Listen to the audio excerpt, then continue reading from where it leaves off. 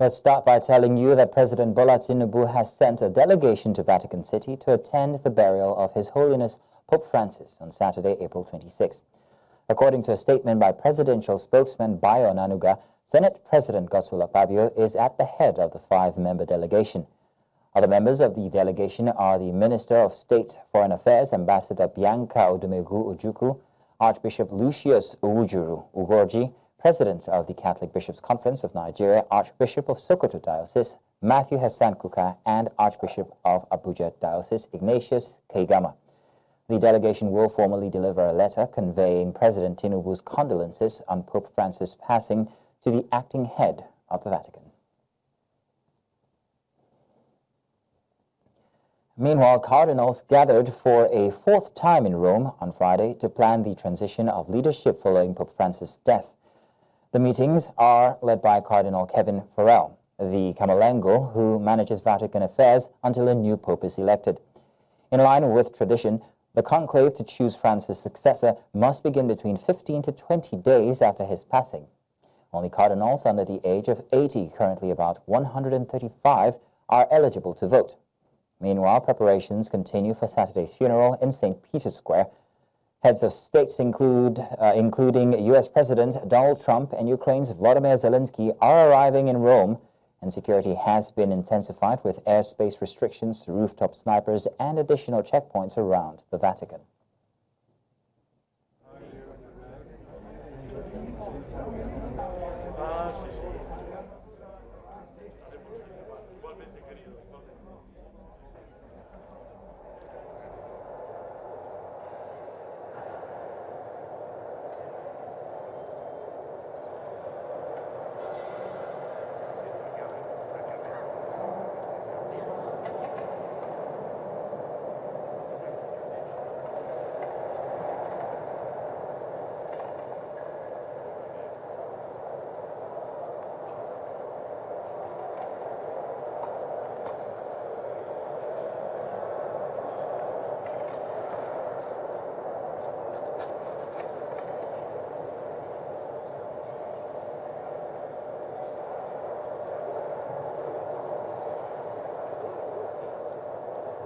Once again, these are live images from the Vatican, currently where the late Pope is lying.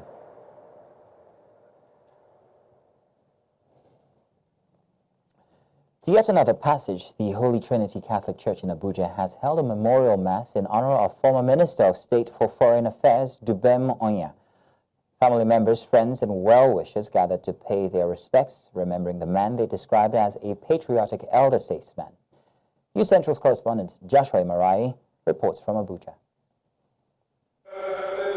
A memorial mass has been held in Abuja in honor of former Minister of Foreign Affairs, Dubem Onya. The late Onya, who served under the administration of former President Olusegun Obasanjo, was remembered by his children as a mentor, a father, and a patriot devoted to national service. You know, he was a faithful servant of Nigeria. He was a God-fearing man. He was a family man, and you know, he really loved the church. He loved God. He loved his family, and he loved the country. So today, you know, whilst we have deep sorrow, we are comforted by the friends and his colleagues and everyone who's out to support us. My dad left a lot of legacy. You know, growing up, he opened his home to a lot of people, and he gave freely without even asking for anything in return. So I learned a lot from him. He's not just my dad, he's my mentor, my friend. He's the one that knows a lot about me, you know. So he has touched a lot of lives. Former ministers and politicians.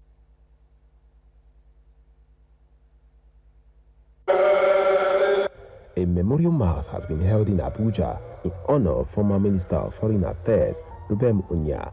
The late Onya, who served under the administration of former President Olusegun Obasanjo, was remembered by his children as a mentor, a father, and a patriot devoted to national service.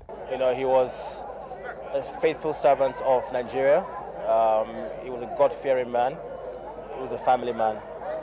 And, you know, he really loved the church. He loved God. He loved his family, and he loved the country. So today, you know, whilst we have deep sorrow, We are comforted by the friends and his colleagues and everyone who's out to support us. My dad left a lot of legacy. You know, growing up, he opened his home to a lot of people, and he gave freely without even asking for anything in return. So I learned a lot from him. He's not just my dad, he's my mentor, my friend. He's the one that knows a lot about me, you know. So he has touched a lot of lives. Former ministers and political associates who attended the service shared personal memories and praised his legacy of integrity and service to the nation. We've been together in the struggle for democratization of Nigeria for some decades, and we had the opportunity of serving together under President Olusegun Obasanjo. He was a very committed Nigerian, very, very patriotic. The vision that we had that brought us from different backgrounds to serve the country, he held up to that vision. He went through very trying moments of sickness. We thank God he ended well, and I know he's resting with the Lord. May God grant him eternal rest, and may God console the family he left behind. As family, friends and dignitaries gathered in his honor, the service reflected the life and values of the Ubem Onya, one marked by humility, peace and commitment to the country. In Abuja for News Central, I am Joshua Imalai. The River State Sole Administrator, Vice Admiral Ibokete Ibas, has appeared before the House of Representatives Ad Hoc Committee on River State Oversight for an interactive session with federal lawmakers. Now, appearing before the committee 10 days after the first invitation was sent to him, he apologized for his previous absence and appealed to the committee to grant him additional time to prepare a more comprehensive report on governance in River State. Meanwhile, a major part of the meeting between lawmakers and the sole administrator was held behind closed doors. The chairman of the committee, who spoke to journalists after the meeting, described the engagement as fruitful and revealed that a new meeting date will be communicated soon. I humbly request your understanding and the indulgence of this committee to grant me additional time to adequately prepare and present a comprehensive and constructive briefing. Given the complexities and sensitivities surrounding the current transitional period in River State, it is important that any engagement with this committee is done with the depth, accuracy, and clarity it rightfully deserves. I remain fully committed to cooperating with the committee. A new date will be communicated to him today, and he will be here, and we'll continue with our work. Now, joining us from Port Harcourt is Gloria Harry, a public affairs analyst. Gloria, good evening. Thank you very much for joining us this evening. Good evening. Yes, Thanks for having me. So, Gloria, the sole administrator says he needs more time. One would have thought he's been there long enough to have what to say. What's your take on his request for more time? Considering what he met on ground, it's expected that he would need more time because you recall that nobody handed over anything to him. So he had assumed office and he had to deal with security issues. So I'm sure with time, he'll be able to get a comprehensive report out there to the federal lawmakers, because giving us a report that is not comprehensive is also not advisable, because we are looking at a very crucial and critical aspect. A lot of people are saying he shouldn't be here. Some people are saying he should be here. So since the president has announced this development, we need to know what he met on ground and what he has done so far. So I think it's not out of place for him to ask for more time. Well, how much time is more time, Gloria, do you think? I can't say tomorrow is more time, next tomorrow is enough time. So it depends on what he has met on ground.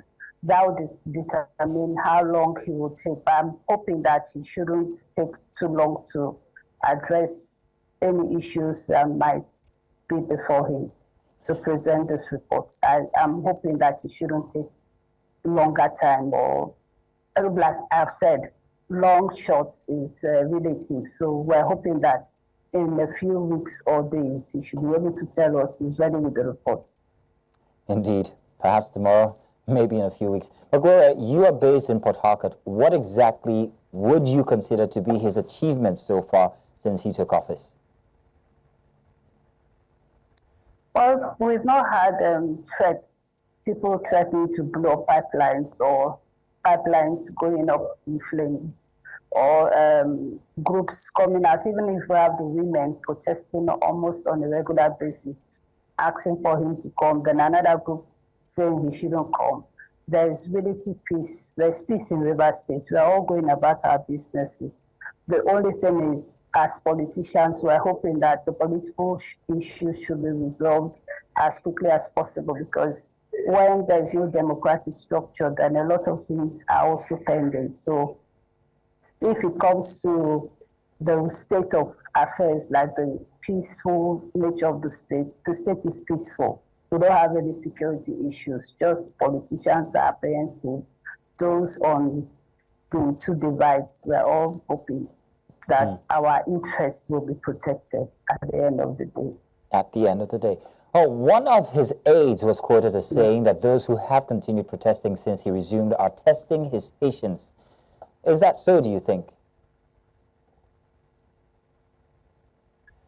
Well, I spoke some days or weeks ago when I said, I think that was the first time the women took to the streets, or the second time, but it definitely was before the pro-Wike group took to the streets. And I said, if they all mobilize, and what if they get on the streets the same day and they clash?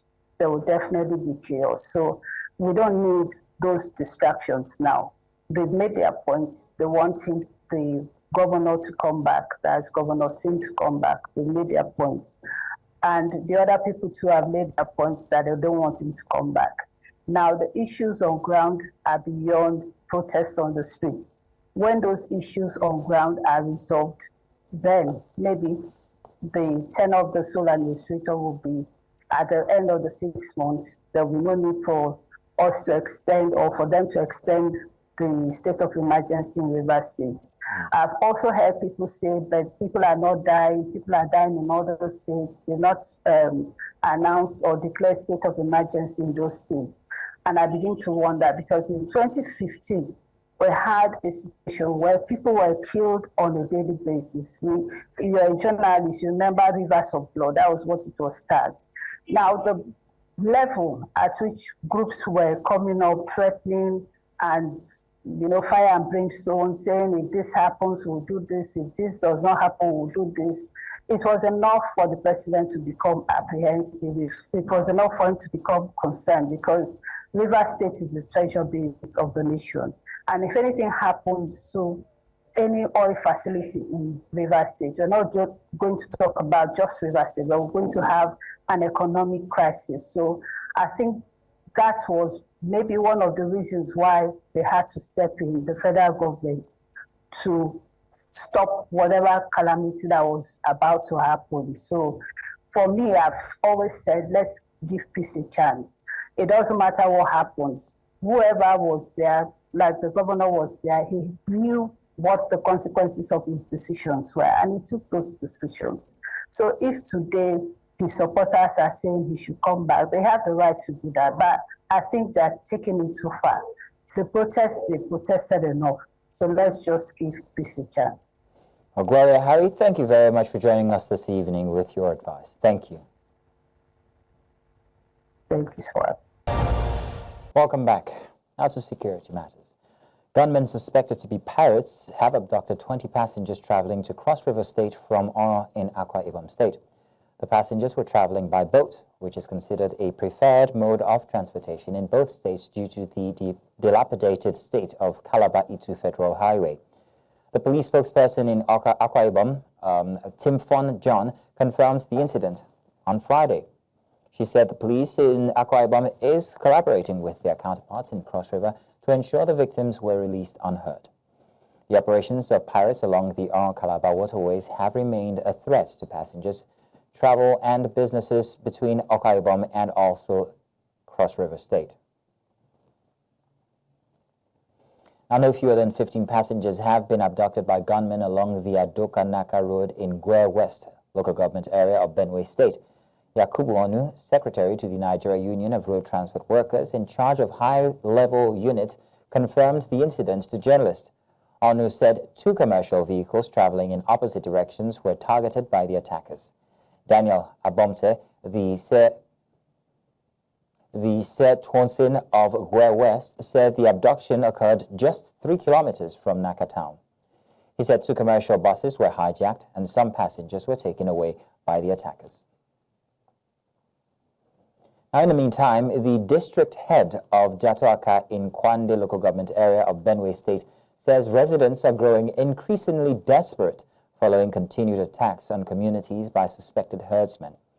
Speaking to News Central, Simon Beva, the traditional ruler of the district, warned that the sustained violence is threatening food production and also livelihoods, as farmers are abandoning their lands for fear of being killed.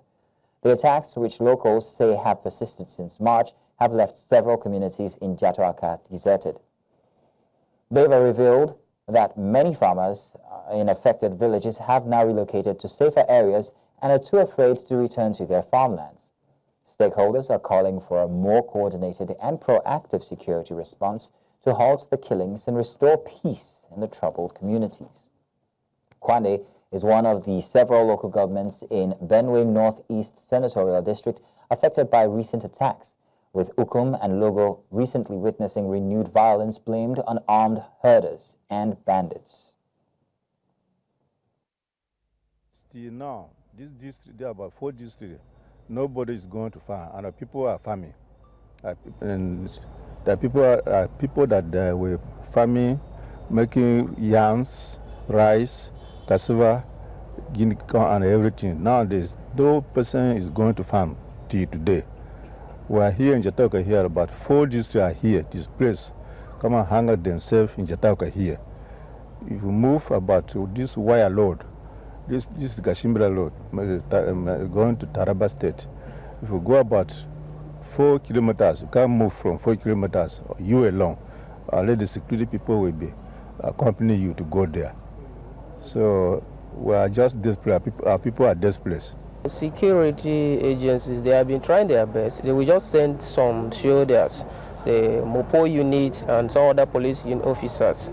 But the fact that this area is a vast area, like our access road, government or the security cannot easily access all those areas. So it becomes a problem for people who are farmers or who are living in those areas. Government have been trying really in terms of security, but are not enough. They are not enough. That is the problem. Like the police post here is just having 4 police officers. So what would the 4 police officers do where? Yet again, gunmen have killed at least 20 people in an attack in a gold mining village in Zamfara State. This is according to residents and a statement by the Amnesty International claiming that the gunmen were house to house, or rather went house to house, in Gobirawa, Chali, killing many. Ismail Hassan, a resident, said gunmen in their hundreds opened fire on miners on Thursday afternoon, and a firefight ensued with over 20 people dead in the mining village of Gobirawa, Chali, in the Maru local government area of Zamfara State.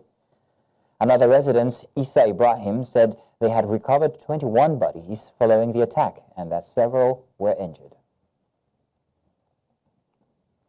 Wednesday's defection of the Delta State Governor, Sheriff Gwer, his predecessor and vice presidential candidate of the PDP in the 2023 election, and the party structure of the PDP in Delta State to the All Progressive Congress APC have been generating reactions. News Central's correspondent Austin Azu is following the development and now tells us. In the face of the unresolved crisis in the PDP at the national level, a key reason given for the defection, and despite having controlled Delta State for 26 years, Charles Aniago, the State Commissioner for Works, Railroads and Public Information, stated that the new direction is aimed at enhancing the state's development. The one and the decision we have taken today will help us to be able to effectively deliver more on the promises that our governor and our people have made to advance the cause of development in our dear state. The National Vice Chairman of Labour Party South South Zone, Anthony Ezeagu, however, believes the defections are driven by personal interest.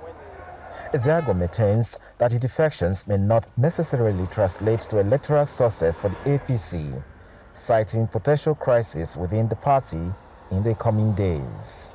It's not going to be Huru, because if you look at it, you will see that just give them like 6 months, you will see the war. Remember that most of them who left PDP before now and went to APC because they were not finding it easy. They were quarreling, problems here and there. This man not agreeing with this one not agreeing with this one. And at the end of the day, you packed your bag and baggages and go to meet the same man that you quarreled with, that left you and went there. So at the end of the day, that will show you that there's not going to be peace there. Some residents in the state also had opinions about the defections. If everybody is defecting to APC, it means that the democracy is not really working, because PDP will not have any good contenders to contend with the ruling party. So we are stuck with APC for life. And so if they continue doing a bad job, we can't vote them out because there's nobody coming from PDP. Choice. Before you make a choice, there will be a reason before a choice is made. So he made a choice for a good reason, and we are hoping that the good reason will benefit the state. There's a need to defect to APC now, because we have seen that the president is doing some meaningful innovation. Some respondents anticipate that the governor will enhance his APC connections to resolve insecurity challenges facing farmers in the state and advance the state's development. In Asaba for News Central, Austin Azu. Now, primary school teachers under the Federal Capital Territory Administration's Local Education Authority have protested in large numbers, accusing FCT Area Council chairmen of neglecting their welfare and failing to prioritize basic education. News Central's correspondent Joshua Marai reports from Abuja. Local Education Authority school teachers from across the 6 area councils of the FCT stormed the FCTA secretariat in protest demanding urgent government intervention. Carrying placards and chanting solidarity songs, the teachers called for the immediate payment of the outstanding allowances and the implementation of minimum wage arrears. We are asking for the area council chairman to implement our minimum wage. We are asking for our 40% peculiar increment of salary, our 35% increment of salary, our 25% increment of salary to be implemented, including also our annual increment. As you see me now, I'm right. They should implement our minimum wage, 40% peculiar, 35% wage award, all the money they have put in the government workers because of as a result of subsidy removal. Teachers have not benefited in it, even 1 naira. They also accused area council chairman of violating a memorandum of understanding previously signed with the union. 3-4 MOU has been written with chairman, and none of it has been implemented. They are written is with them, nothing was done. As I'm speaking to you, an assistant director in area council will be receiving 180 something, and somebody in FCDA and UBEP will collect 485. One thing I'm still saying is, if they cannot do something for us, at least they should remove us from this. They should remove us from this local government chairman. We are tired because we don't really know what they are doing to us. We are becoming beggars. And without teachers, we made them what they are today. We are angry. As the protest continued, the teachers made one key demand: that the federal government take over the funding of primary education in the Federal Capital Territory. In Abuja, for News Central, I am Joshua Imarai. Now, it's the second day the Central Securities Clearing System, PLC, will host the 2025 Africa and Middle East Depositories Association Conference in Nigeria. The high-level gathering will unite depositories, regulators, and financial market players from across Africa and the Middle East to drive innovation and collaboration in securities clearing and settlement. At this session, my colleague, Joanna Mustafa, moderates a session on the future of cross-border payments and settlements.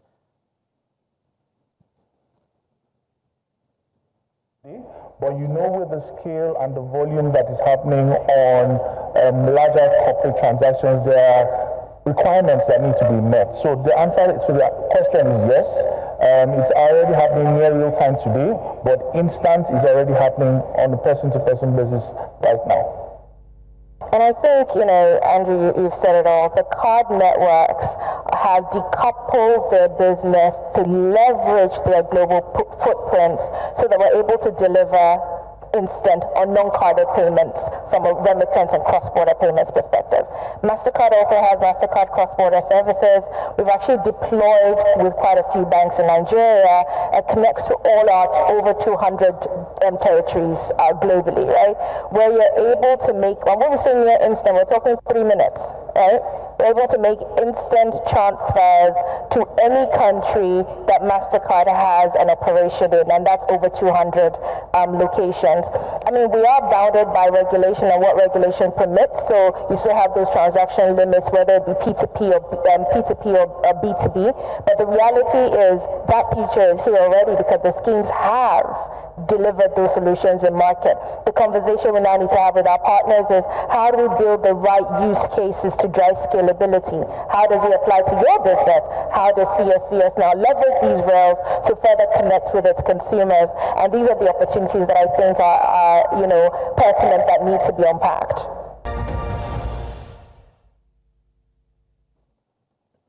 Now, the government of Benin Republic has confirmed that 54 soldiers were killed in an attack by Jama'at Nusrat al-Islam wal Muslimin, an Al-Qaeda affiliate in the country's north, last week.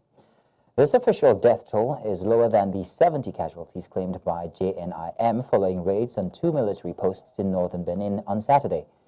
Benin Republic and neighboring Togo have experienced increasing jihadist activities in recent years, as groups connected to the Islamic State and Al-Qaeda have expanded from the Sahara region into northern areas. Meanwhile, diplomatic tension between Benin and also its junta-led neighbor, Niger and Burkina Faso, appear to be creating a gap that jihadists have exploited with these increasingly deadly attacks.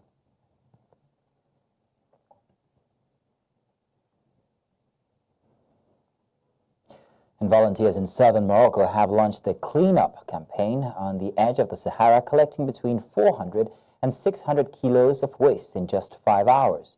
The effort, part of the 20th International Nomads Festival in Mohamed El Ghislain, brought together about 50 artists, activists, and tourists to tackle pollution in the desert village. Organizers, however, said that the cleanup began at the village's northern entrance and stretched to the Great Desert, targeting areas heavily affected by plastic waste and wind-blown pollutants. Festival founder Nuruddin Bourab stressed that deserts, like forests and beaches, suffer from pollution and deserve protection.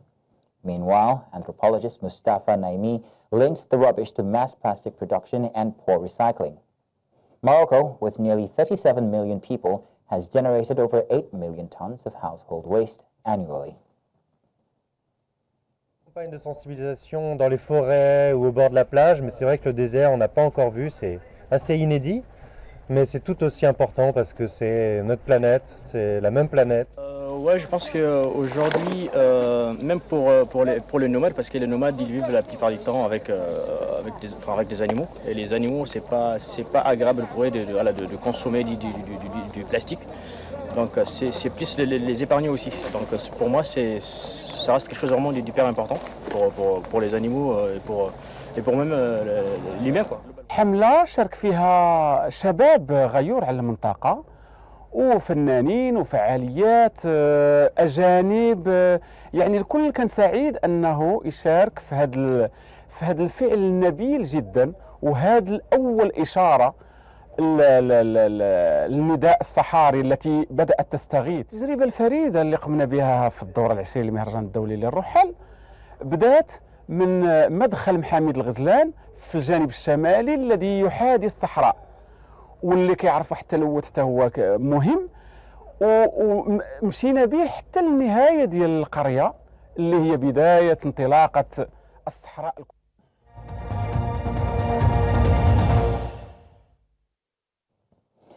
Now, Russia on Friday accused Ukraine of being behind a car bombing that killed a senior general. This is the latest in a spate of assassinations of figures linked to Moscow's military offensive. Deputy head of the main operational directorate of the military's general staff, Russian authorities reported that an explosive device ripped through a parked car outside Moscow on Friday, killing senior Russian general Vojislav Moskaly. Kiev has not commented on the blast, which bore the hallmarks of previous attacks on military figures and high-profile backers of the Kremlin's offensive over the last 3 years.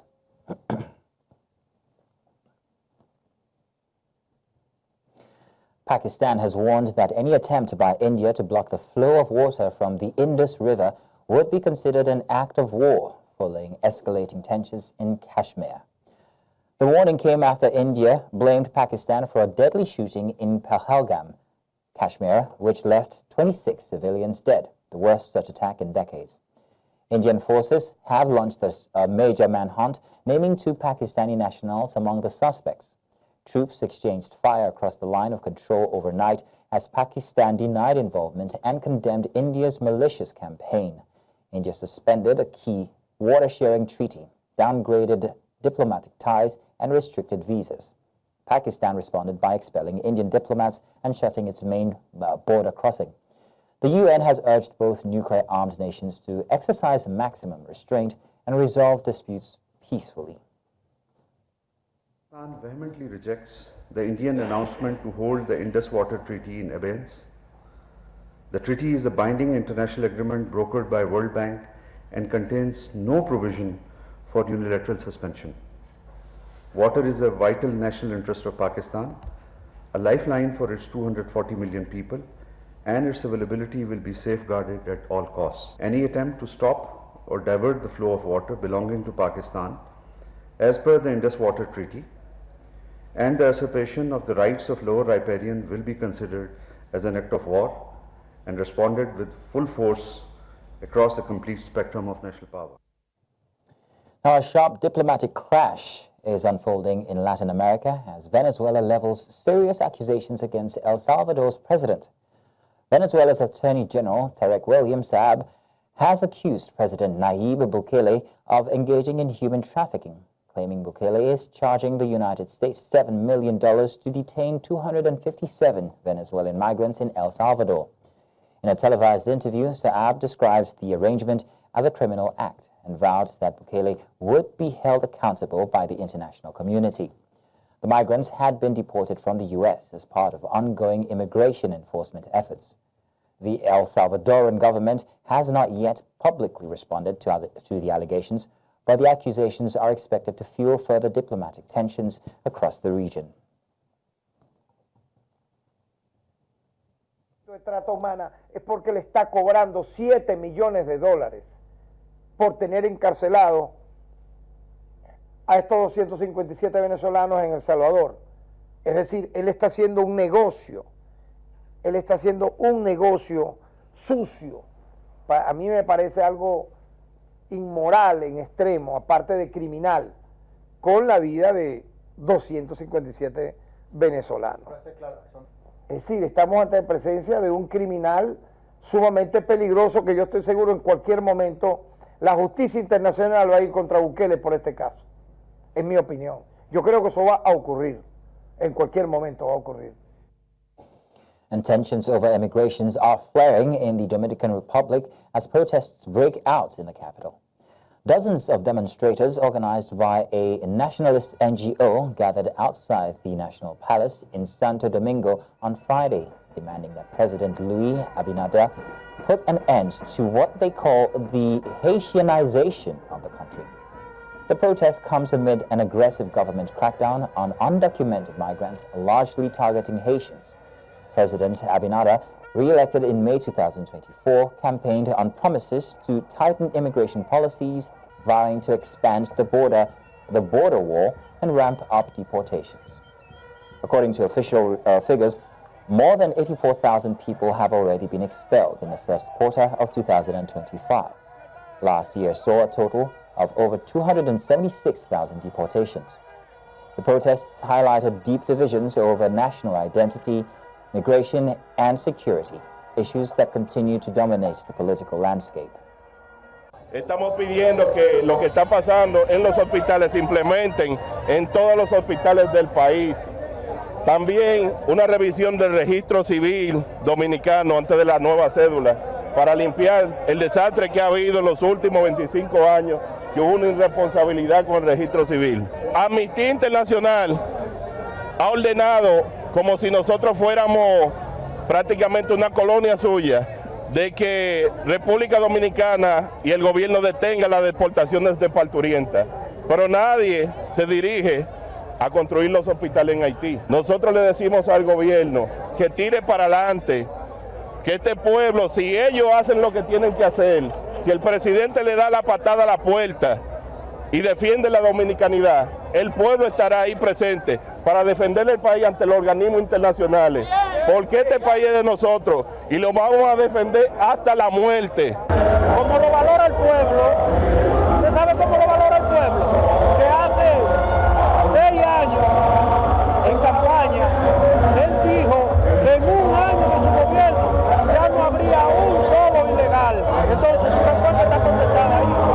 No me parecen permanentes, me parecen una respuesta a lo que hicimos en Frusa. A la presión. Exactamente, a la presión. Ojalá se mantenga, ojalá, pero yo lo dudo. Y no creo, porque ya tú ves cómo es posible que le permitan a los haitianos hacer una marcha. And now we go on a break. When we return, business and sports. Now, business. The Competition and Consumer Protection Tribunal has upheld the $220 million fine imposed on Meta platforms incorporated by the Federal Competition and Consumer Protection Commission. In a statement on Friday, the FCCPC's Director of Corporate Affairs, Ondaje Ijagu, announced that the tribunal also awarded the Commission $35,000 to cover the investigation costs. Ijagu noted that the tribunal specifically ruled that the Commission compiled with prevailing laws, or rather, that they comply with prevailing laws, discharged with mandate, and also exercised its powers within the confines of the 1999 Constitution, as amended. Moving on now, the Corporate Affairs Commission says that it is not exempt from the hardship brought on by foreign exchange fluctuations and the high cost of energy. According to Justin Nidia, who represented the Registrar General of CAC during the Stakeholders Forum held in Lagos, the fees of the Commission, which has stayed the same since 2014 and needs to be reviewed, further stating that procurement of hardware, licensing, and software had since spiked up by over 300%. The fees of the Commission have not changed since 2014. In fact, in 2014, the fees of the Commission were reduced in order to meet the demands of ease of doing business. And ever since 2014, those fees have remained static to date. And what we've informed the public is that even when KAMA 2020 was promulgated, the Commission did not radically review the fees. And you know, technology platforms, particularly those things that have to do with cloud services, are expensive. And the obvious and the bitter truth is that the Commission cannot sustain cloud-based and artificial intelligence-based services with the current regime of fees.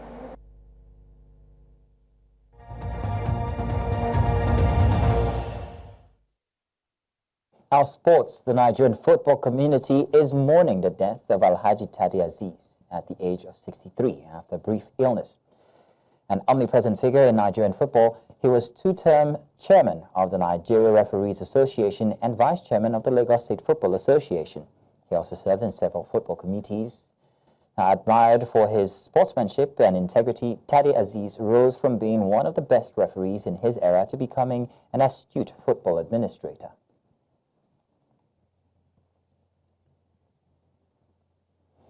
Former president of Raja Casablanca Football Club, Mohamed Boudrika, has been detained in Morocco following his extradition from Germany, a judicial source confirmed on Friday.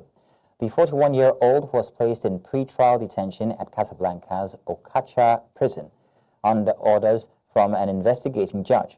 While the specific charges remain undisclosed, Moroccan media report he is suspected of fraud and issuing checks without sufficient funds. Boudrika, previously a parliament member with Prime Minister Aziz Akanoch, his National Rally of Independent Party, was arrested in Hamburg in July of 2024 on an international warrant. His arrest follows the February detention of his Raja predecessor, Aziz El Boudrawi, for corruption. And Chris Eubank Jr. will be fined $500,000 after narrowly missing the 160-pound weight limit for Saturday's high-stakes middleweight clash with Conor Benn in London. Eubank tipped the scales at 160.05 pounds during a behind-closed-doors weigh-in, breaching the contractually agreed limit. Benn weighed in at 156.4, and both fighters are bound by the strict rehydration clause limiting weight gain before Saturday morning check. Now, the bout set for Tottenham Hotspur Stadium marks a long-anticipated showdown between the sons of British boxing legend Chris Eubank Sr. and Nigel Benn Eubank. Both previously been fined for an altercation with Benn at a press conference. Top seed. Aryna Sabalenka opened her 2025 Madrid Open campaign with a commanding 6-3, 6-4 win over Anna Blinkova on Friday. The Belarusian, a two-time champion in Madrid, dominated early with a double break and secured the victory in 93 minutes to reach the third round. Sabalenka now awaits Elise Martens or Camila Osorio as she targets a third title at the Caja Mágica. Meanwhile, injuries marred the tournament as Spain's Paula Badosa joined Carlos Alcaraz as the withdrawal list. Ons Jabeur also suffered an opening round exit.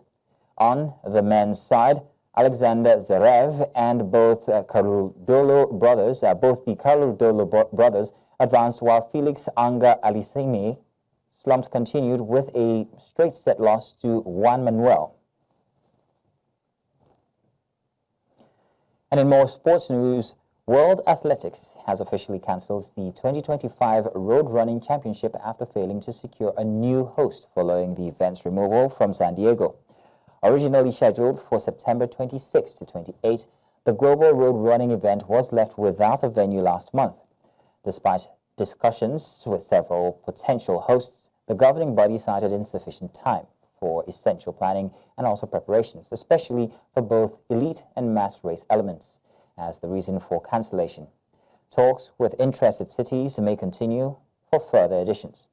The next confirmed World Road Running Championship will take place in Copenhagen, Denmark, on September 19th to 20th, 2026. And that's all this hour. But before we go, let's take another look at some of the major stories brought your way.